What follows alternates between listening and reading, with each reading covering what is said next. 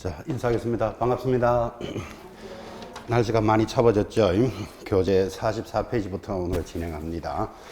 자, 우리 입문과정에서 3주차 수업이고, 지금 이제 중개계약이라는 파트입니다. 이제 지금부터 이제 계약을 시작하게 됩니다. 그래서 앞으로 여러분들은 시험에 합격하시고 나시면 중개업을 하게 되면서 계약을 해야 될 겁니다. 그래서 계약이라는 단원에 출발을 했고, 자, 입문 과정에서는 그래도 꼭 시험에 나올 수 있는 것들 위주로 체크해 나가고 있습니다. 44페이지 제목이 중개계약입니다. 굉장히 중요합니다. 아주 단순하지만 중개계약을 1년 이상 공부하신 분도 무슨 뜻인지를 모릅니다. 자, 그러면 이런 중개계약의 단원에 들어왔는데, 중개계약을 강조하고 싶어서 거래계약하고 차이를 아십니까? 이제 이렇게 시작을 합니다. 지금 단어는 중개계약이지만 이 중개계약과 거래계약을 구분해 보자고 거래계약도 제시를 합니다. 자, 아직 공부를 안 했는 입장에서 중개계약은 무슨 뜻일까요? 잘 모르시죠? 거래계약하고 반드시 차이가 있겠죠. 글자도 다르기 때문에. 그래서 이렇게 정리를 합니다. 아파트를 가지고 있는 갑이라는 사람이 있습니다. 집을 팔 사람이니까 매도인 그러죠. 사는 사람 어리일 것이 있을 거고, 개공사가 지금 중개를 하고 있습니다. 자, 이때 중개계약이 무엇입니까? 이렇게 물으면 이제 시험 치는 그날까지 그림으로 기억하시기 바랍니다. 의뢰인과 개공사 사이에 일어나는 계약을 중개계약이라고 합니다. 자, 그럼 물어봅시다. 매수자하고 개공사가 무슨 계약을 합니까? 아파트 하나 사주세요 그러겠죠. 의뢰인하고 개공사 사이에 일어나는 것을 중개계약이라고 부르니까, 그럼 의뢰인은 매도인도 의뢰인이잖아, 그죠? 우리 아파트를 좀 잘 팔아주세요 할 거예요. 그래서 의뢰인과 개공사 사이에 일어나는 것을 중개계약이라 합니다. 그림을 보고 대답을 하시는데, 굳이 적으라고 이야기한다면 의뢰인과 누구 사이에, 개공사 사이에 일어나는 것을 중개계약이다 이렇게 출발하고, 그러면 거래계약은 무엇일까요? 이렇게 물으면 거래계약은 갑과 을 사이에 일어나는 계약을 거래계약이라 합니다. 굳이 적으라면 의뢰인과 누구 사이에, 의뢰인 사이에 일어나는 것이 거래계약입니다. 이 사람이 5억에 팔겠다 그랬겠죠. 그러니까 이 사람이 사겠다 했을 겁니다. 그래서 계약이 성립되는 것이 거래계약인데, 지금 명백하게 다르잖아, 이렇게, 그죠? 그런데도 불구하고 1년 이상 공부하신 분, 혹은 시험에 합격하셔서 지금 현장에 계시는 분조차도 오늘 계약을 했는데 이 계약이 잘 되었다, 못 되었다라고 말을 할 때 계약이 무엇인지 구분을 안 합니다. 근데 현장에 있는 분들은 구분을 안 해도 관계없죠. 일만 잘하면 되니까. 근데 시험 치는 학생들은 이 중개계약과 거래계약을 구분 못하게 되면 그 다음부터 내용이 전부 엉망이 됩니다. 가장 가벼운 기초면서도 가장 잘 틀립니다. 또 정리를 안 해놓습니다. 그냥 계약이란다 이러고 막 이래 넘어가는 거예요. 자꾸 1년을 공부하고도 어느 것을 이야기하는지 구분을 안 하더라는 뜻이에요. 이제 앞으로 이런 공부를 해보시면 이 중개계약을 할 때 아파트 하나 사주세요 또는 팔아주세요 할 때 말로 합니까? 문서로 합니까? 전부 말로만 하잖아, 그죠? 여러분이 아파트를 하나 사는 사람입니다. 좋은 아파트를 하나 사주세요 이렇게 말로 하지, 사면서 내하고 계약서 씁시다 이런 말 안 하잖아, 지금, 그죠? 그래서 중개계약은 거의 구두로 말로만 일어납니다. 그런데 내가 팔겠다, 사겠다라는 거래계약은 반드시 거래계약서를 작성하게 된다는 건 당연히 아시죠? 자, 그래서 중개계약은 구두로 일어나고 거래계약은 문서로 말로 일어납니다.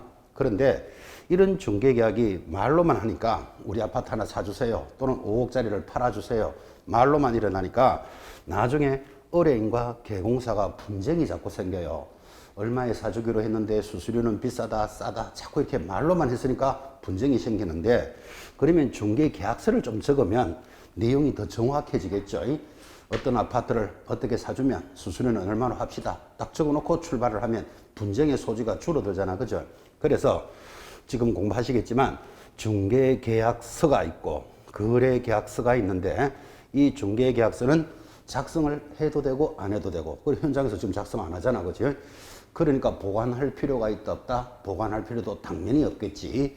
근데 거래 계약서는 중요하다는 느낌은 오셨습니까? 작성을 하고 반드시 5년간 보존하도록 되어 있습니다. 자, 그러면 이 두 개의 개념이 다르니까 양식은 있더라도 작성해도 되고 안 해도 되고, 하나는 반드시 해야 되고 하나는 보관하지 않는데 이거는 보관해야 되고, 다르죠 내용이. 구분을 안 하니까 언제는 보관하라 그랬다가 지금은 보관 안 해도 된다가 맞단단단다 하고 막 혼자서 막 헤매고 있습니다. 왜 헤맨다? 중개계약과 거래계약을 구분 안 하기 때문에 그래요. 그래서 이제 오늘 첫 시간에 저하고 만나서 중개계약하고 거래계약 하나는 그림으로 기억을 딱 합니다. 자, 다시 그림 보고 대답합니다. 중개계약이 무엇입니까? 의뢰인과 개공사 사이에 일어납니다. 거래계약은 무엇입니까? 의뢰인과 의뢰인 사이에, 그럼 우리말 하면 매도인과 매수인 사이에 이렇게 해도 되겠지, 그죠? 반드시 구분하셔야 됩니다. 지금 바로 이어지겠지만 거래 예정 금액이라는 게 있습니다. 자, 예를 들어서 갑이 우리 아파트를 5억에 좀 팔아주세요. 이렇게 5억이라는 이 가격은 거래 예정 가격일까요? 거래 가격일까요? 감 잡아보십시오. 우리 아파트를 5억에 좀 팔아주세요 할 때 5억은 거래 가격이다, 예정 가격이다. 아직까지 예정 가격이지 5억에 팔아줄 수도 있고 5억 5천이 될 수도 있고 4억 5천이 될 수도 있는 거잖아, 그죠? 그러면 거래 예정 금액은 중개계약에 들어가는 거예요. 그런데 갑하고 을 사이에 5억에 사고 팔겠다라는 가격은 확정 가격이다, 예정 가격이다. 확정된 가격이지. 그러면 거래 가격은 거래 계약서에 들어가는 거예요. 그러니까 이거를 구분이 안 된다고 한국 사람이. 그래서 이 을이라는 사람이 우리 한 5억짜리 아파트 하나 사주세요 그럽니다. 5억짜리 사달라고 할 때 그 5억은 거래 가격입니까? 거래 예정 가격입니까? 당연하지, 예정 가격이지, 그죠? 그러면 5억에 사줄 수도 있고 4억 9천이 될 수도 있고 5억 5백이 될 수도 있겠지. 계약이 체결이 되면 들어가는 가격은 확정된 가격이에요, 그죠? 자, 이 정도를 구분하셔야 됩니다. 그래서 이런 것들이 이제 살을 붙여서 가야 될 내용인데, 여기서 가장 중요한 것, 중개계약과 거래계약이 구분이 돼야 이야기가 시작이 된다고. 근데 이거를 지금 여러분 주변에 1년 동안 공부하신 분 계실 거예요. 친구분이 또 합격해서 현장에 업무를 하고 있는 분도 있을 거예요. 오늘 꼭 한번 물어보시기 바랍니다. 중개계약과 거래계약의 차이가 무엇입니까? 물어보시기 바랍니다. 50%는 그놈이다 이럽니다. 50%는. 그러니까 구분 안 한다 이 말이에요 지금. 자, 그러면 그놈이다 이러고 있으니까 현장에서는 관계없다니까요. 계약만 잘하면 되는데 중개 공부를 하시는 분들은 이게 안 되면 나머지 이야기가 시작이 안 된다 그랬잖아, 그죠?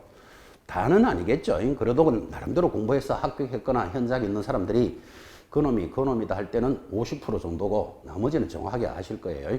오늘 꼭 한번 물어보시기 바랍니다. 참고로 그놈이다 라고 대답하시는 분은 남학생이었다면 여학생한테 물으면 뭐라고 대답을 할까요? 여학생은 그게 그거다 이러고 있습니다.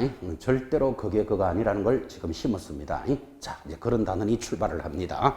자, 중개계약하고 들어갔는데 1번에 일반 중개계약이라는 법조문이 있고 내려가서 법조문을 해석해 줍니다. 밑에 1번 일반 중개계약의 체결이라는 말 찾았나요? 동그라미 1번. 자, 중개의뢰인은 누구는요? 중개의뢰인은 이 사람은 매도인 매수인이잖아, 그죠? 의뢰인은 중개의뢰 내용을 명확하게 하기 위하여 필요한 경우에는 누구에게? 개공사에게 다음 사항을 기재한 일반 중개계약서 작성을 요청할 수 있다. 그러니까 의뢰인이 말로만 하는 것보다는 계약서를 적으면 좋겠으니까 계약서를 적읍시다 라고 요청할 수 있다. 누가 누구한테 요청한다고요? 의뢰인이 개공사하고 하는 계약이다. 지금 그랬잖아, 그죠? 자, 그때 계약서에 대해서 박스가 들어오는데 그를 기역, 니은, 디귿, 리얼, 필수 기재사항이라 그러고 네 가지니까 문제 내기가 얼마나 좋겠어요. 여기다가 쓸데없는 거 5번에 하나 더 걸어놓고 중개계약서의 기재사항이 아닌 것을 찾아라. 단골 문제입니다. 자, 그러면 여러분이 이걸 막 암기한다 이래 접근하지 말고 여러분이 집을 아파트를 하나 팔아주세요 라고 이야기를 한다면 뭐를 기재해야 될까요? 거기에 기억, 중개대상물의 위치와 규모 반드시 이야기합니다. 일단 물 동그라미. 자, 우리 아파트는 잠실에 있는 30평짜리 아파트다. 이렇게 이야기해줘야 팔든지 말든지 할 거잖아, 그죠? 잠실에 있는 위치예요. 30평짜리 아파트 규모잖아, 그죠? 그래서 잠실에 있는 30평짜리 아파트를 니은 5억쯤에 팔아주세요. 이 5억이라는 것은 예전 가격이다, 확정 가격이다. 예전 가격이잖아, 그죠? 그래서 예전 가격 할 때 가 동그라미. 그리고 이 예전 가격이 나왔으니까 팔아주면 수수료는 얼마다를 적어 놓자고. 그래야 분쟁이 안 생기니까. 보수할 때 수 동그라미. 리얼 그 밖에 개공사와 의뢰인이 준수할 사항, 예를 들면 다음 달 말까지는 팔아주시오, 이렇게 뭐 3월 15일까지는 팔아달라, 이런 기타 사항이 있어야 되겠죠, 그죠? 준수사항 준 동그라미. 자, 그러면 이제 이렇게 가는 겁니다. 시험 치는 그날까지 중개계약은 의뢰인과 개공사 사이에 일어나는데, 중개계약서에는 뭐를 적어야 되는가 하면 지금 동그라미 했습니다. 물가 수준을 반드시 기재해야 된다, 이제 이렇게 익혀 나갑니다. 입문 과정에서는 그래도 중요한 계약 하나를 듣고 넘어가셔야 돼. 자, 중개계약서에는 뭐가 들어간다고요? 물가 수준을 기재하는데, 물이 뭘까요? 중개 대상물의 위치와 규모, 잠실에 있는 30평짜리 아파트로서 가가 뭐죠? 예전 가격 5억쯤에 팔아주세요. 5억에 팔리면 중개 보수는 얼마로 하자, 딱 적어야지 분쟁이 안 생겼죠. 보수 준이 뭐였죠? 준수상 3월 15일까지는 팔아주시오, 이렇게. 그래서 물가 수준이 중개계약서의 필수 기재사항인데, 자, 감 잡았습니까? 이렇게 네 가지를 적어야 되는데, 취득에 따른 조세를 적어야 된다, X. 공법사항을 기재해야 된다, X. 틀릴 것들이 시험에 쫘라라락 돌았어요. 그러면 어떤 것들이 틀리게 들어올 줄 모르니까 여러분들은 물가 수준을 반드시 기재해야 된다. 일단 감을 잡으셔야 되는 거예요. 그때 물이 중개대상물의 위치와 규모, 이런 것들은 아직 천천히 가도 돼. 시험 시간이 있으니까, 그죠? 그래서 네 가지를 지금 시간에 들어놓습니다. 자, 그리고는 이야기했지만 박스 밑에 2번, 의뢰인의 일반 중개계약서 작성 요청이 있더라도 개공사는 일반 중개계약서를 작성하고 교부할 의무가 있다, 없다. 없다에 동그라미. 없으니까 지금 현장에서는 아무도 작성을 안 하잖아, 이게, 그죠? 그럼 이걸 시험에 어떻게 걸었다? 지금 보고 계시는 것을 없다에 동그라미 했는데, 반드시 일반 중개계약서를 작성하여야 한다라고 시험이 한 5번 나왔어요. 그래서 없다, 이 개념까지도 익혀 놓으셔야 됩니다. 자, 그러면 이제 작성을 할 때는 물가 수준을 기재하라고 좀 들었는데, 그럼 어디에 적어야 되느냐, 이런 문제가 생기겠죠. 그래서 일반 중개계약서의 서식은 어떻게 될까요? 제일 하단, 국토장관은 일반 중개계약의 표준 서식을 정하여 그 사용을 권장할 수 있다. 그래서 국토장관이 양식은 만들어 놨다, 그런 뜻이에요. 시험에 이렇게 나온 바 있습니다. 중개협회는 일반 중개계약서의 양식을 작성할 수 있다. 이렇게 시험에 2번쯤 나왔어요. OX. X. 중개협회가 아니고 누가 정한다? 국토장관이 정한다, 그죠? 자, 그렇게 해서 개념을 잡았다면 이제 2번 오른쪽에 전속중개계약이 들어옵니다. 전속중개계약 별표입니다. 100% 시험 나오기 때문에 앞으로 여러분들은 기본서든 문제집이든 요약집이든 어떤 단원이 넘어가는데 전속중개계약이다 하면 100% 이거 기억하셔야 됩니다. 무조건 시험에 나옵니다. 자, 2번 전속중개계약 100% 찍어놓고, 이제 지금 중개계약에 대해서 공부를 했잖아, 지금, 그죠? 다시 물어봅니다. 중개계약이 무슨 뜻입니까? 의뢰인과 개공사 사이에 일어나는 게 중개계약입니다. 그런데 지금 제목이 뭐라고요? 전속중개계약이다 그랬습니다. 그래서 전속이라는 말이 들어갔고 100% 출제합니다. 지금 이렇게 이야기했는데, 자, 지금 여러분들이 밖에 나가서 보시면 아파트를 가지고 있는 사람이 우리 아파트를 좀 팔아주세요 하는 게 중개계약이잖아요. 개공사 한 사람에게만 의뢰할까요? 여러 사람의 개공사에게 의뢰할까요? 여러분이 아파트를 판다고 한번 생각해봐요. 딱 한 사람한테만 팔아주세요 할 거예요? 여러 사람한테 할 거예요? 여러 사람한테 하지. 그럼 수수료는 누구한테 주죠? 수수료는 먼저 계약을 체결한 사람한테 주겠지, 그죠? 이 정도는 상식적인 건 아시죠? 그래서 이런 것들이 지금 일반적인 중개계약이다, 이 말이에요. 현장에서 일어날 때 우리 아파트를 팔아주세요 또는 사주세요 할 때 딱 한 사람한테만 사달라고 하는 건 아니잖아, 지금, 그죠? 여러 사람한테 의뢰를 하여 조건이 좋은 사람하고 계약을 하고 그 사람한테 수수료를 주겠죠. 그러면 그림을 딱 보니까 지금 우리가 하고 있는 일반적인 중개계약은 여러 사람한테 의뢰해서 먼저 팔아주는 사람한테 수수료를 주는 그런 구조니까 그 개공사들이 일을 열심히 할까요? 열심히 못 할까요? 열심히 할 것 같죠? 열심히 못 해요. 왜? 내가 시간과 노력을 투입해서 막 열심히 일하고 있는데 다른 사람하고 계약했다? 그러면 나는 꽝 이래야 되잖아, 지금. 그죠? 그러니까 자기 노력에 대한 대가가 전혀 보장이 안 돼 있잖아. 그죠? 그러니까 현장에서는 열심히 해야 될 것 같은데 설렁설렁 합니다. 그냥 해가지고 하면 좋고 안 해도 그만이고 뭐 그것에 대해서 서로 책임도 없고, 그죠? 그러니까 우리말로 하면 무책임하게 중개가 진행되는 거예요. 자, 그래서 무책임하게 중개가 진행되는 것을 보완하기 위해서 뭐를 도입했다? 전속 중개계약을 도입하는 거예요. 자, 그러면 내용만 탁 들어보니까 전속 중개계약은 믿을 수 있는 개공사 한 사람한테만 딱 의뢰를 하는 거예요. 우리 아파트를 팔아주시오, 이렇게. 그러면 이 개공사는 열심히 일한다, 대충 한다? 열심히 할 수밖에 없지. 내가 이제 계약만 하면 지금 수수료 받을 판인데, 지금, 그죠? 열심히 책임감을 가지고 일합니다. 그래서 서로 간의 책임감을 가지고 일하는 계약을 뭐라고 부른다? 전속 중개다. 이렇게 부르고, 그래서 이 시험은 100% 출제합니다. 지금 이렇게 이야기하고 있는 겁니다. 자, 지금 말로 했는 것을 법 조문으로 한번 보시기 바랍니다. 내려가면 1번 전속 중개계약의 체결 해놓고 중개 의뢰인은 특정한 개공사를 정하여 이렇게 갑니다. 특정한 일단 동그라미. 그 개공사에 한하여 해당 중개 대상물을 중개하도록 하는 전속 중개계약을 체결할 수 있다. 누구한테 한다고요? 특정한 개공사 딱 한 사람에게만. 그죠? 자, 그때 2번 내려가면 유효기간도 비교적 중요합니다. 유효기간은 얼마를 원칙으로 한다? 3개월을 원칙으로 합니다. 이거 시험에 잘 나옵니다. 그때 당사자 간에 다른 약정이 있다면 그 약정에 따른다 라는 뜻은, 갑이 우리 아파트를 팔아주세요 라고 특정한 개공사에게 의뢰를 했다면 이걸 언제까지 팔아줘야 되느냐 이 말이에요. 그를 뭐라고 부른다? 유효기간이라 그래요. 법에 어떻게 돼 있죠? 3개월을 원칙으로 한다. 그런데 자기들이 약정이 있으면 약정에 따르겠다. 나는 좀 급하니까 한 달만 하자. 이럴 수도 있고 5개월 안에 팔아주세요. 그럴 수도 있겠지. 그래서 원칙은 뭐 3개월. 약정이 있다면 약정에 따르겠습니다. 자, 이제 3번 개공사의 의무. 시험은 여기서 나옵니다. 그래서 3번에 별표를 딱 찍고, 자, 방금 여러분 보시다시피 전속 중개계약은 책임 있는 개공사에게 의뢰하여 책임 있는 영업이 진행된다는 건 이해는 하시겠는데, 자, 만약에 그죠? 갑이 개공사를 잘못 선정했다면 이 집이 잘 팔린다, 안 팔린다? 안 팔리겠죠. 예를 들어서 이 개공사가 무능한 사람이에요. 또는 게으른 사람이에요.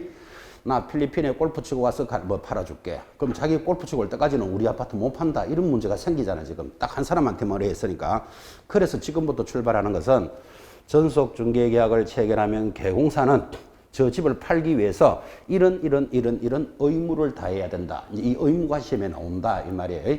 자, 첫 번째 무슨 의무가 있습니까? 1번 국토교통부령이 정하는 표준서식인 반드시 전속 중개서를 작성해야 되고, 이거는 몇 년간 보존해야 된다? 3년 보존해야 된다. 아주 중요하게 관리한다는 건 이해하시겠죠? 두 번째 의무, 개공사는 전속 중개계약을 체결하면 며칠 내로 7일 동그라미 합니다. 거래정보망 또는 일간신문에 해당 중개대상물에 대한 정보를 공개하는데, 다만 의뢰인이 비공개를 요청했을 때는 공개하여서는 아니 된다. 무슨 말인가 하니까, 자, 이게 잠실 있는 아파트라고 칩시다. 그러면 한 사람에게만 의뢰했으니까 이 개공사는, 자, 이 물건은 잠실에 있는 아파트로서 20층 중에 12층에 있으며 가격은 얼마고 수도, 전기, 가스의 상태는 어떻고 이런 정보를 올려야 살 사람이 나타날 거잖아. 그죠? 그래서 물건에 관한 정보를 공개하라 이 말이에요. 며칠 만에 공개하라고요? 7일 내로 공개하라 이런 뜻입니다. 내려가서 동그라미 3번. 자, 그러면 이제 그 물건에 대해서 공개를 했다면 개공사가 중개대상물을 공개한 때는 지체 없이 의뢰인에게 그 내용을 문서로서 통지해 줍니다. 그래서 개공사가 이제 나는 일을 하고 있으니까 이렇게 정보를 올렸다 하고 의뢰인한테 지체 없이 통지해 주고, 그리고는 4번이 더 중요해요. 별표. 그때 개공사는 의뢰인에게 전속 중개계약 체결 후 2주일에 1회 줄 딱 꺼놓고 중개 업무 처리 사항을 반드시 문서로서 통지해야 됩니다. 문서에도 동그라미. 자, 이 단원이 왜 중요한가를 이렇게 한번 물어봅시다. 여러분들은 그죠? 갑이라고 치고 매도인이라고 치고 개공사에게 집을 뭐 팔아주세요 또는 우리 집을 세놔주세요 라고 의뢰해본 적이 혹 있습니까? 여러 사람한테 의뢰했죠. 보나 마나. 그죠? 그리고 먼저 체결한 사람한테 계약하는 일반적인 중개계약을 했을 거예요. 보나 마나. 이런 경우가 아니겠습니까? 자, 갑이 우리 주택이 단독주택이에요. 2층에 방이 비었으니까 뭐 보증금 5천에 월세 70으로 세를 좀 놔주세요 하고 개공사한테 의뢰를 합니다. 그럼 개공사가 알겠습니다 하고 열심히 적어 놓겠죠. 그런데 한 2주일이 지났는데도 아무 소식이 없어. 그래서 이제 갑이 개공사를 찾아갑니다. 우리 집 세 놔달라는 것 어떻게 됐습니까? 하니까 A가 언제 의뢰했죠? 이럽니다. 정신없다 이 말이에요. 그러니까 언제 왔잖아요 하니까 장부를 이렇게 펴보면서 이 적어놨는데 뭐 손님이 없어서 연락을 못했다. 다시 잘 해보겠다. 그런 이야기를 하겠죠. 그러면 부탁합니다 하고 이제 맡기고 다시 돌아왔겠지. 또 2주가 지났어요. 그럼 이제 한 달 지났잖아 벌써. 그러면 빨리 세입자를 구했으면 벌써 월세를 받아도 한번 받을 판인데 또 2주가 지났으면 한 달이 지나서 또 내려가 보니까 중개사무소에 사장님인지 직원인지가 앉아 있는데 우리 집 세 놔달라는 거 어떻게 됐습니까? 하고 의뢰하니까 또 장부를 막 찾으면서 이 물건에 대해서 지금 우리가 일을 하고 있는데 아직도 고객을 못 만나서 연락을 못했다 이럽니다.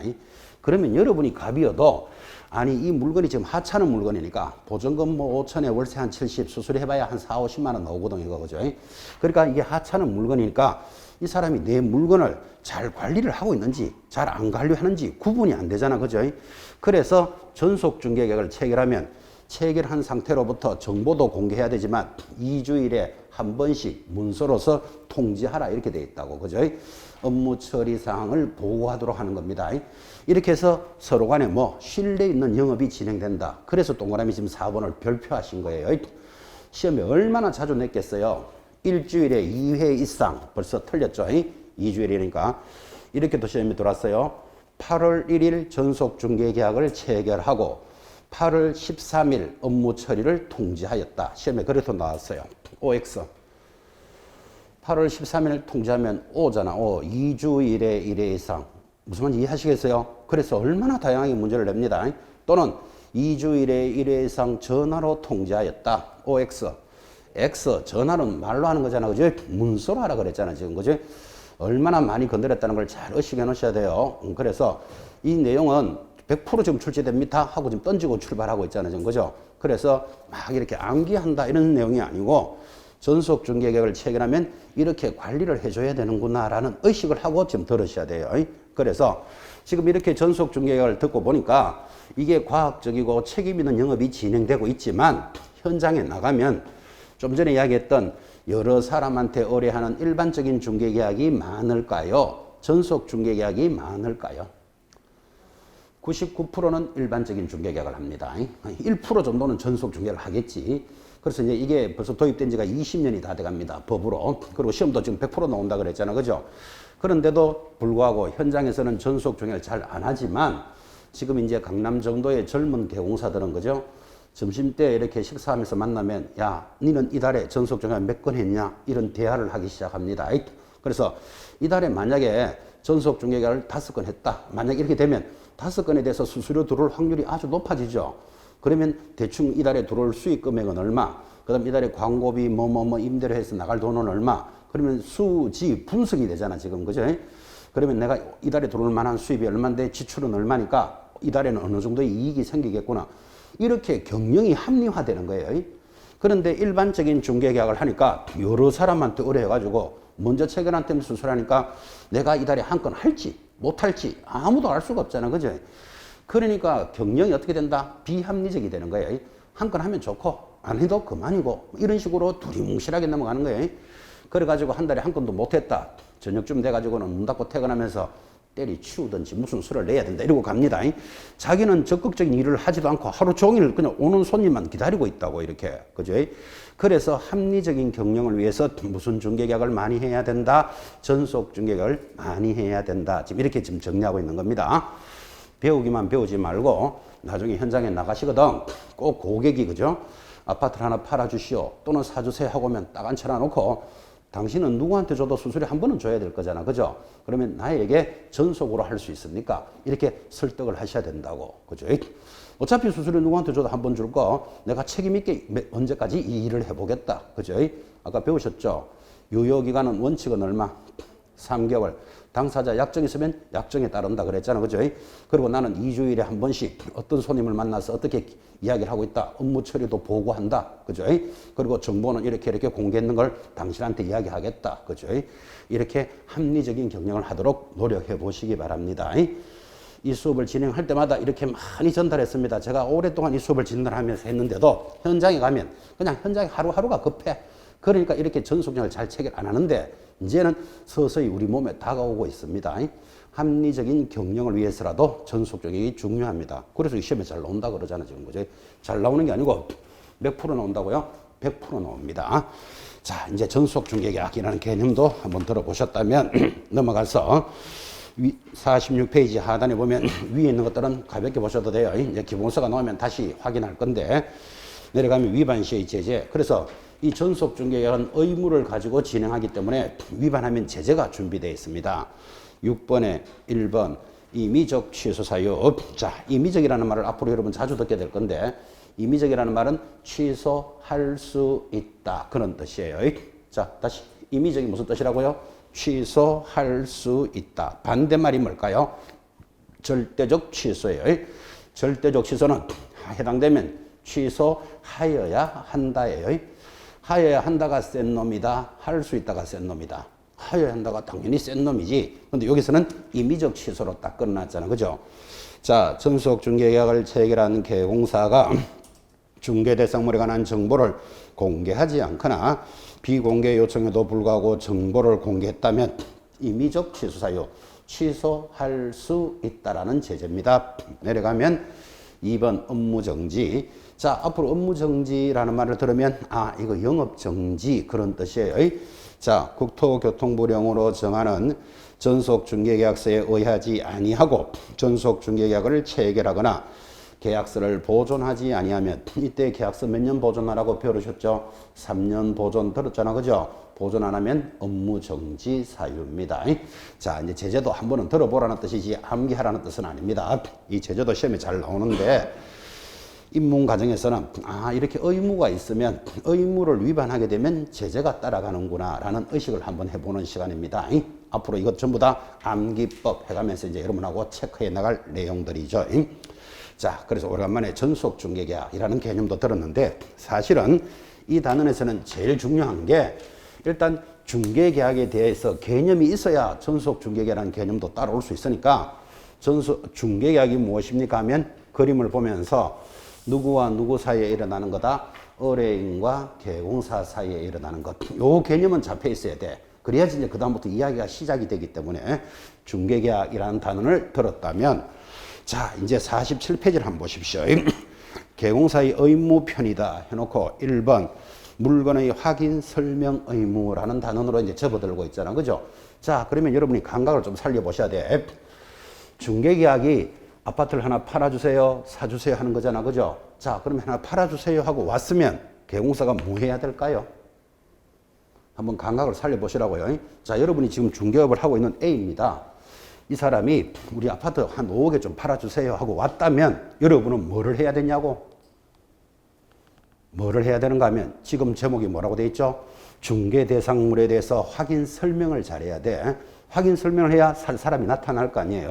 그래서 중개 계약에 따라서 뭐가 일어난다? 중개 대상물의 확인, 설명을 해야 되는 의무로 접어들었다. 지금 이 말이에요. 설명이 이렇게 되겠죠. 물건을 파는 사람 갑이 있습니다. 사는 사람 을이 있고 여기 개공사가 중개를 하는데 자, 이 사람이 우리 아파트를 또는 땅을 팔아주세요라는 걸 중개계약이라고 그랬잖아. 그죠? 그러면 팔아주세요 하고 오면 개공사가 최소한 물건에 한번 가봐야 되겠죠. 그래서 이 물건은 20층 중에 12층에 있고 보일러는 뭐 단독 보일러면서 전기 가스 상태는 어떻고 물건을 잘 확인해서 좋은 점을 매수자한테 설명을 해야 매수자가 산다 만다 할 거 아니에요. 그래서 중개계약이 탁 들어오면 개공사는 뭘 해야 된다? 물건에 대해서 설명을 잘해야 된다. 단원이 그렇게 딱 접어드는 거예요. 자, 이렇게 해서 설명을 하면 그 다음 이어지는 단어는 뭘까요? 설명이 잘 되면 이제 거래계약이 성립이 되겠지. 우리의 목표는 뭐다? 거래계약을 성립하는 데 목표가 있는 거예요. 계약이 성립되어야 뭐를 받는다? 수수료 받는다는 건 상식이죠. 그죠? 그래서 스토리가 이렇게 간다는 의식을 한번 해보라고 지금 전달하고 있습니다. 자, 하나 사주세요, 팔아주세요라는 중개계약이 성립이 되면 그 다음 뭐를 해야 된다? 물건에 대해서 확인 설명을 잘해야 된다. 물건에 대해서 설명을 잘하고 나면 뭐가 된다? 계약이 체결이 된다. 이제 흐름이 그렇게 흘러가고 있는 거예요. 자, 그러면 이 물건에 대해서 설명을 하라는데 어떻게 해야 될까요? 앞으로 기본 수업 시간에도 많이 물어보겠지만 하나 사주세요라고 이제 의뢰가 들어왔다. 그러면 경사가 물건에 대해서 설명을 잘하라 그랬잖아요. 그러면 어떻게 설명해야 될까요? 하면 앞에 있는 분들이 저를 많이 쳐다보면서 어떻게 설명할까요? 하니까 뭐라고 하는가 하면 잘 설명해야 됩니다. 이런 소리 하고 있으면 날 셉니다. 잘해야 되는 건 당연하지. 근데 어떻게 잘 설명해야 되느냐를 법으로 정해놨습니다. 법에 어떻게 정해놨는가 하면 1번 의뢰를 받았을 때는 이렇게 설명하고 2번 중개가 완성이 되면 이렇게 설명해라. 방법을 두 가지로 제시하는 거예요. 즉 하나 사주세요, 팔아주세요 하고 오면 이렇게 설명하고 그 다음에 이제 계약이 성립이 됐다면 이렇게 설명하라. 방법을 두 가지로 제시하니까 물건에 대해서 어떻게 설명합니까? 하면 오늘이야 처음 들으셨으니까 듣고 계시면 되지만 앞으로는 잘해야 됩니다. 이런 쓸데없는 소리 하면 안 됩니다. 의뢰를 받았을 때는 이렇게 하고 중개가 완성이 되면 이렇게 한다. 이렇게 설명을 합니다. 자, 1번부터 의뢰를 받았을 때 지금 나오죠. 동그라미 1번 개공사는 중개를 의뢰받은 경우에는 의뢰 찾았습니까? 의뢰 동그라미 중개가 완성되기 전에 해당 중개 대상물에 관한 권리를 취득하고자 하는 의뢰인에게 그 취득은 가장 중요하기 때문에 네모 안에 넣으셔야 돼요. 이 동그라미도 아니고 네모예요. 취득하고자 하는 의뢰인에게 성실 정확하게 설명하고 설명의 동그라미 토지대장 등본 부동산 종합증명서 등기사항 증명서 등 설명의 또 줄 것입니다. 근거 자료를 제시하여야 한다. 줄 닦고 놓고 제시에도 동그라미. 자, 짚어드렸으니까 대답합니다. 의뢰를 받았을 때는 일단 사주세요, 팔아주세요 하고 오면 누구한테 설명한다? 권리를 취득하는 자에게 설명한다. 자, 물어봅시다. 갑을 중에 취득하는 자가 누구죠? 상식적으로 을이 취득한 자라는 건 상식이죠. 을에게 설명을 어떻게 한다? 자료를 제시하면서 성실하게 설명하여야 한다. 지금 동그라미 딱딱 찍어드렸습니다. 자, 취득하고자 하는 자에게 자료를 제시하면서 성실하게 설명하여야 한다. 성실하게 이런 거는 뭐 이러거나 많아죠. 시험에서 불성실하게 설명해라 이렇게 나올 일은 절대로 없을 거니까. 자, 그때 그러면 자료가 뭐냐 하고 물으니까 이 아파트라면 뭐 건축물 대장이나 토지 대장 또는 뭐 부동산 종합 증명서 그런 뭐 등기부 이런 것들이 있겠지. 이런 자료를 제시하면서 설명하라. 이 말은 말로만 설명하면 안 된다. 그런 뜻이에요. 그래서 자료를 제시하면서 성실하게 설명합니다. 너무나 당연한 설명을 했는데도 불구하고 이게 시험에 딱 올라오면요 50%는 틀립니다. 자, 첫 번째 틀리는 방법. 의뢰를 받았을 때는 양 당사자에게 이 물건을 성실하게 설명해야 한다. 성실하게 막 탁 들어가면요 맞는 것 같이 보여. 양 당사자가 아니고 취득하는 자라 그랬잖아 지금. 그죠? 그런데 아니 물건을 당사자한테 설명하는데 굳이 나쁜 게 뭐 있습니까? 이래 물으면 3년 공부 더 하셔야 돼요. 양 당사자가 아니고 이쪽 갑한테도 물건을 설명해 보겠습니까? 갑한테 가서 이 아파트는 20층 중에 12층이 있고 지하철은 몇 미터 거리에 있으며 막 설명하면 갑이 듣다가 어디 아프십니까? 이러 묻습니다. 물건에 대해서 알아도 누가 더 잘한다? 갑이 더 잘하잖아. 그죠? 이 사람한테 설명하는 거 아니라니까요.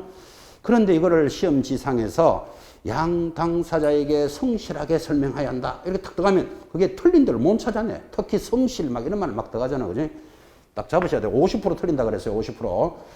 설명은 취득하는 자한테 설명하는 거예요. 자, 한 번 더. 취득하고자 하는 자에게 성실하게 설명해야 한다. 시험에 그래 나왔다면 OX. X예요. 자료를 제시하면서 설명하라고 그랬잖아. 말로만 설명하는 게 아니라니까요. 그러니까 제시, 설명을 동그라미 찍어줘 그랬다고. 딱딱딱 찾아내셔야 된다고. 근데 자기 혼자서 설렁설렁 들으면 아니 취득하는 자에게 성실하게 설명해야 한다. 어디가 틀린지도 몰라요 지금. 그죠? 말로만 설명하는 게 아니고 어떻게 하라고 그랬죠? 자료를 제시하면서 성실하게 설명합니다. 이렇게 나온 바도 있습니다. 의뢰를 받았을 때는 취득하는 자에게 자료를 교부하면서 성실하게 설명해야 한다. OX. X. 아직 계약도 안 됐는데 자료를 교부해 줄 필요는 있다 없다? 없잖아요. 개념을 잡으셔야 돼. 이런 개념이 안 잡히니까 이 과목을 글자 하나만 틀리게 문제 내고 이렇게 접근한다고. 지금 아직 계약도 안 했는데 그 등기부나 이런 자료를 교부해 줄 필요는 없는 거잖아. 그죠? 그래서 지금 뭐를 주의해야 된다는 걸 수업에서 조심하셔야 돼요. 이런 건 훈련이 돼야 되기 때문에 앞으로 갈 때마다 강조할 거예요. 자, 다시 물건에 대해서 설명할 때는 누구한테 설명합니까? 취득하는 자에게 어떻게 합니까? 자료를 제시하면서 성실하게 설명합니다. 제시, 설명 딱딱 끊어내야 돼. 그냥 대충 두리뭉실하게 듣고 있으면 답도 두리뭉실하게 가게 된다니까. 그죠? 자, 그러면 제시하면서 성실하게 설명을 했습니다. 하니까 매수자가 뭐라고 이야기하겠습니까? 물건이 좋으니까 그럼 내가 사겠소.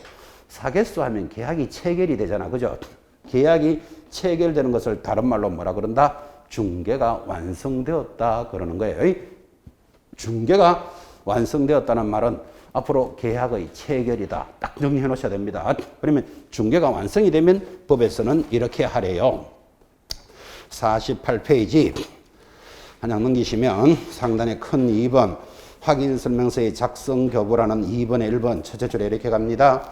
개공사는 중개가 완성이 되어 드디어 나왔잖아요. 중개 완성의 동그라미 완성이 되어 거래계약서를 작성할 때는 확인설명사항을 서면으로 작성하여 서면 동그라미 작성하여 작성 동그라미 당사자에게 교부하고 교부 동그라미 3년간 3년 동그라미입니다. 전부 다 시험 문제입니다. 동그라미 하고 있는 거 3년간 원본이나 사본 전자문서를 보존해야 한다 그랬습니다. 보존의 동그라미 그리고는 그 다음 줄을 줄자 껐습니다. 다만 확인설명사항이 공인전자문서센터에 보관이 되면 그러하지 아니하다.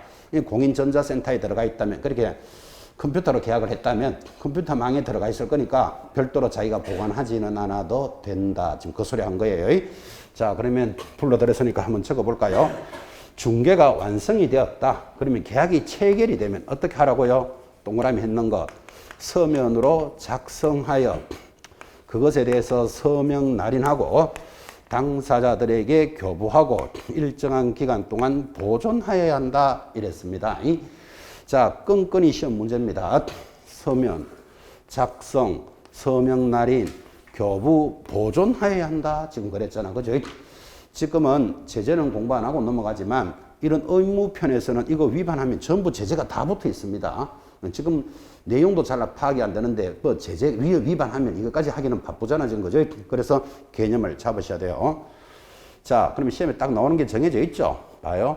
중개가 완성이 되면 서면으로 작성하면 된다. 시험에 딱 나온다고. X에 작성만 하면 되는 게 아니고 서명 날인도 해야 돼. 교부도 해야 돼. 그리고 자기가 몇 년 동안 보존도 해야 됩니다. 3년간. 그죠?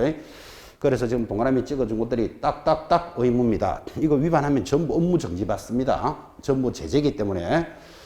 자, 계약이 체결이 되면 서면으로 작성하여 서명 날인 교부 보존을 하는데 서면으로 그랬단 말이에요. 그럼 이 서면이 뭘까? 이렇게 물으면 확인설명서라는 양식이 있어요. 자, 확인설명서 나중에 보게 될 건데 양식이 1번, 2번, 3번, 4번이라는 네 가지 양식이 있습니다. 1번이 뭔가 하면 주거용입니다. 여러분 주거용이 무슨 뜻일까요? 주거용 하면 앞으로 아파트 이렇게 딱 기억합니다. 아파트 등은 1번에 기록한다 이 말이에요. 그럼 2번은 뭘까요? 비주거용입니다. 이건 적지 마시기 바랍니다. 나중에 보게 되니까. 3번은 뭐다? 토지. 토지를 거래하면 3번에 기록을 합니다. 4번은 준부동산을 거래하면 4번에 기록하니까 앞으로 이렇게도 물을 수 있겠지. 물건에 대한 확인 설명서는 단일 종류로 구성되어 있다. 만약에 시험에 이렇게 나오면 OX. X. 물건의 종류에 따라 몇 종류로 돼 있다? 4종류로 돼 있는 거예요. 그래서 그거를 서면이라 그래요. 그렇게 이렇게 되겠죠. 자, 하나 사주세요, 팔아주세요. 의뢰가 들어오면 개공사가 매수자한테 설명을 잘하니까 계약이 체결이 되면 이번에는 개공사는 어떻게 한다? 확인 설명서에다가 내가 물건을 이렇게 설명했다 라고 당사자한테 작성을 해서 교부해 줘야 된다 이 말이에요. 그래야지 물건에 대해서 거짓으로 설명을 못하게 하는 거예요. 그리고 개공사는 그거를 몇 년 보관해야 된다? 3년간 보존해야 된다까지도 정리가 되어 있는 거죠. 그죠? 그때 확인 설명서를 작성하는 것에 대해서는 시험에 굉장히 중요하게 다가옵니다. 그래서 여러분 오른쪽 한번 보시라고요. 자, 그 밑에 교재는 있네. 일단은 48페이지 제일 밑에 동그라미 2번 보시기 바랍니다. 중개대상물 확인 설명서 1번 봤으니까 줄 한번 꺼십시오. 주거용 건축물 찾았나요? 주거용이 뭐라고 그랬죠? 아파트, 빌라, 원룸 이런 게 주거용이죠. 바로 밑에 2번 줄 거 봐요. 비주거용 건축물. 자, 비주거용은 뭐죠? 뭐 공장, 식당, 가게를 거래했다. 그럼 2번에 적겠지. 그죠? 3번 또 줄 거 보시고 3번은 뭐죠? 토지. 토지를 거래하면 3번에 기록합니다. 4번이 뭐죠? 확인 설명서. 4번은 임목, 광업재단, 공장재단을 준부동산이라 그런다고요. 이 4가지 양식이 있다. 그럼 지금 이거 1, 2, 3, 4가 뭐냐? 지금 이런 거 지금 암기할 시간이 아니고 4종류가 있구나. 이런 걸 들으셔야 되는 시간이에요. 자, 그럼 여기서 좀 더 감각을 살려서 이 4가지 중에 어느 것을 현장에서는 제일 많이 작성할까요? 누가 뭐라 그래도 1번을 제일 많이 작성하겠죠. 그죠? 자, 그래서 여러분 교재 오른쪽에는 1번 양식을 딱 보기로 갖다 놓은 거예요. 항상 이 1, 2, 3, 4의 비교 양식이 시험에 들어오는데 1번을 기준으로 딱 잡고 2번, 3번, 4번의 차이점 이게 시험에 들어와요. 그래서 1번은 항상 잘 봐야 된다 이 말이에요. 공부 못하는 사람의 전형적인 특징 4번 공부하는 사람이 있습니다. 준부동산은 개공사가 평생 한 건 계약 활동 말동해. 이런 걸 붙들고 앉아서 공부하고 있으면 전형적으로 시험에 안 나오는 부분만 체크하는 사람들이에요. 틀리더라도 뭐를 보고 틀려야 된다? 1번을 보고 틀려야 된다고. 상식이잖아요. 이게 상식. 그죠? 현장에서 제일 많이 작성할 거니까. 그래서 우리 입문서에도 오른쪽에 보면 확인 설명서 1번 양식을 딱 갖다 붙여 놓은 이유가 그런 데 있는 거예요. 자, 오른쪽에 확인 설명서 1번. 다시 봤으니까 제목에 줄 한번 껐습니다. 1번 줄 긋고 1을 뭐라 그럽니까? 주거용 건축물. 자, 작성하는 방법을 밑에 보니까 이게 단독주택이다. 그러면 단독에 체크하겠죠. 아파트면 어디 체크할까요? 공동주택에 체크하겠지. 만약에 지금 계약이 매매 교환이다. 그럼 매매에다가 체크표하고 뭐 전세다, 임대다. 그러면 임대에 체크하겠다. 그죠? 대충 표 아시겠죠? 자, 바로 밑에 칸에 내려오면 제일 왼쪽에 확인 설명 자료라는 게 보이죠. 그죠? 아까 이거 했잖아. 물건을 설명할 때는 자료를 제시하면서 설명하라 그랬잖아. 그죠? 그래서 내가 이 물건을 거래하기 위해서 무슨 자료를 보여줬다라는 걸 표시하라 이 말이에요, 지금. 그러니까 이걸 보고 우리가 알 수 있는 것, 말로만 설명하면 안 된다는 걸 알 수 있는 거예요. 자, 그럼 오른쪽에다 체크표 한번 해봅시다. 거기 확인 설명 근거 자료 등 찾았나요? 작은 글씨. 제일 앞에 등기 권리증에 체크표 한번 해봐요. 체크표라는 말은 아시죠? 자, 그럼 내가 이렇게 체크표를 하라는 뜻은 내가 등기 권리증을 보여줬다. 그런 뜻이에요. 체크표. 바로 밑에 임야도라는 것도 하나 있죠. 여기도 체크표 해봐요. 그러면 이렇게 체크표를 2개 딱 하면 요거 2개를 보여주면서 설명했다라고 근거를 나타내는 거예요. 다른 게 있으면 다른 거에 체크하면 되겠지. 자, 그리고는 내려가면 이제 큰 1번 까만 글씨 개공사의 기본 확인 사항. 자, 토지에 대해서는 소재지, 면적, 지목, 건물에 대해서는 아파트 같으면 건물이겠죠. 전용 면적, 대지 지분, 준공 연도 이런 것들을 기재하라. 이제 이렇게 해서 이제 체크를 해 나가는 거예요. 물건에 대해서 확인 설명하는 양식을 보고 있습니다. 이 확인 설명서 양식도 100% 출제됩니다. 100% 출제되는데 희한하게도 어저께 합격자 발표가 난 32회 때는 이게 안 나왔어요. 그래서 지난 10년 동안 확인 설명서 1번은 무조건 시험에 나오기 때문에 공부도 많이 시키고 훈련도 많이 했는데 의외로 그죠? 작년 32회 때는 출제가 안 됐습니다. 그 말은 여러분이 시험 칠 33회는 나온다 안 나온다? 100% 나온다 기억하셔야 됩니다. 그래서 지금은 이제 입문 과정에서 이걸 어떻게 한번 보고 다 알겠어요. 아, 그래서 이거 잘 봐야 된다더라. 이런 느낌을 가지셔야 돼. 이걸 가지려고 지금 여러분들은 이 추운 날씨에 와 있는 거예요. 자, 확인 설명서 1번 이거 중요합니다. 눈으로 양식을 쫙 보시고 한 장 넘겨봐요. 넘기면 50페이지 상단에 까만 글씨 큰 2번에 개공사의 세부 확인사항이라는 것도 보이시고 쭉 내려가면 큰 3번 보수에 관한 사항 이런 것도 적죠. 자, 이 물건을 계약이 됐으니까 수수료는 얼마로 한다 이렇게 딱 적어놔야 돼. 그래야 분쟁이 안 생기잖아. 그죠? 그리고는 제일 밑에 보면 자, 매도인 매수인도 이거 받았다고 서명 날인하는 거예요. 그 다음 바로 밑에 개공사도 내가 이거를 작성했다라고 거기 서명 날인한다 이런 칸이 보이시죠. 그죠? 그런데 제일 밑에 보니까 개공사 칸이 몇 칸이죠? 2칸이잖아. 왜 그럴까요? 자, 하나의 물건을 거래하는데 개공사 한 사람이 계약할 수도 있지만 2명 이상이 협력해서 할 수도 있겠죠. 우리는 그것을 공동중개라 그런다고. 그래서 개공사가 2명 있다면 2명 다 적어라 라는 뜻이에요. 그게. 자, 그럼 이걸 가지고 시험에 어떻게 내는가 하면 확인설명서 지금 보고 계시는 양식을 작성을 할 때는 매도 개공사만 작성하면 된다. 시험에 나온다고. OX 무조건 X예요. 공동중개서면 매수 개공사도 같이 작성하도록 칸이 보이잖아 지금. 그죠? 그래서 칸이 2칸이 있다는 뜻은 여기에 개입된 개공사는 모두 기록해야 된다라는 것을 배우는 거예요 지금. 그러면 또 응용해서 하나 더 물건을 하나를 사고 파는 걸 거래하는데 이 개공사가 3사람이 있을 수도 있다 없다? 있을 수도 있겠지. 뭐 4사람이 있을 수도 있겠지. 근데 칸은 몇 칸이죠? 2칸밖에 없잖아. 그러면 어떻게 해야 돼? 그러면 어떻게 해야 된다? 다른 2사람 이름을 써서 밑에 갖다 붙여야 된다. 이렇게 되어 있다고요. 그런 것들이 시험에 나와요. 자, 그럼 지금 제가 하고 있는 이야기가 오른쪽 봐요.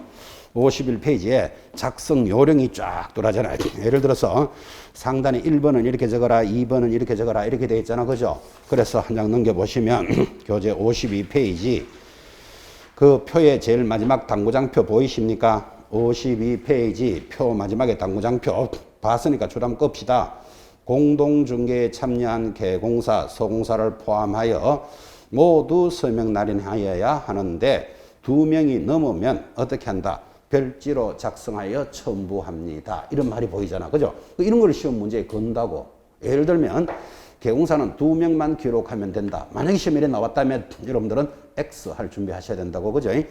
칸은 2칸밖에 없지만 만약에 2명이 넘으면 별주로 써서 붙여놔야 된다. 지금 거기까지도 문제가 된다고. 그러니까 지금 읽었던 내용을 보니까 이 확인설명서 작성 요령 지금 읽어드렸던 것을 한번 꼭 읽어봐야 될 필요가 있겠죠. 이것도 시험에 들어오니까. 그렇죠? 여기까지가 이제 물건에 대한 확인설명서 작성이었어요. 자, 그리고는 감각을 살려봐요. 이렇게 해서 이제 물건에 대해서 설명을 잘해서 계약서를 확인설명서를 작성했다면 그 다음에 뭐를 작성해야 될까요? 이제는 거래계약서를 작성해야 돼. 계약이 체결이 됐으니까. 그래서 52페이지 제목이 뭘로 넘어갑니까? 거래계약서 작성이라는 단원으로 접어들게 되는 거죠. 자, 주목합니다. 1교시에 진행한 것이 중개계약이라는 것부터 출발을 합니다. 물건에 대해서 하나 팔아주세요, 사주세요, 들어와야 일이 시작되겠죠. 그러면 들어왔다. 그러면 뭐 해야 된다? 그 물건에 대해서 설명을 잘해야 돼. 물건의 설명을 잘해야 뭐가 체결된다? 거래계약서가 작성되는 거예요. 그래서 이제 거래계약서 작성 단원이 붙었습니다. 10분 쉬었다가 거래계약서 작성해 봅시다.